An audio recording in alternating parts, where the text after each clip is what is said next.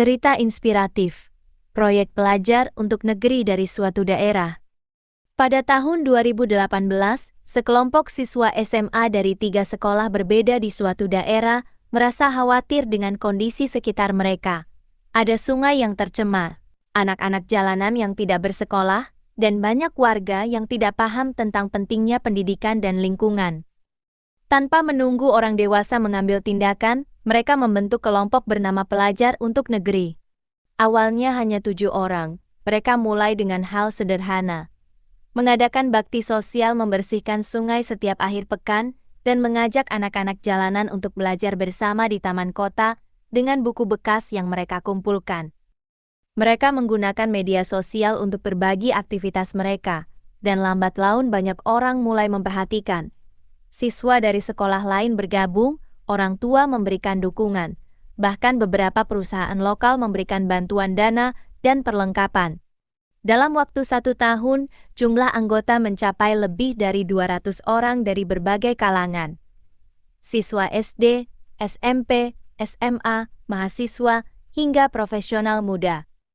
Mereka mengembangkan berbagai program, kelas bimbingan belajar gratis untuk anak kurang mampu, lokakarya membuat pupuk organik dari sampah rumah tangga, kampanye hemat energi di lingkungan sekitar, dan bahkan membuat aplikasi kecil untuk membantu warga mencari informasi pendidikan dan lowongan kerja di daerah tersebut.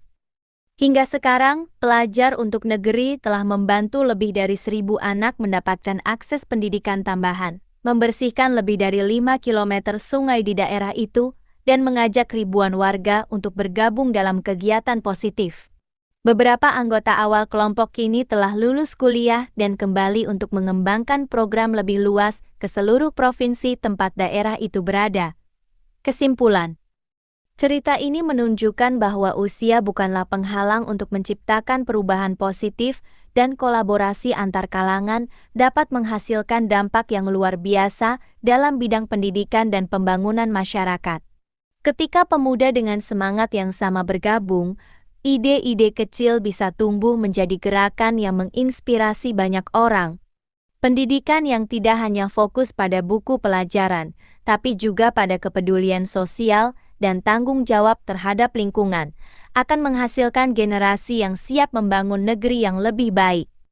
Apakah kamu tertarik untuk mengetahui bagaimana kelompok ini mengelola kerjasama dengan berbagai pihak? Atau mungkin ingin saya tambahkan unsur cerita yang lebih dramatis agar semakin menarik?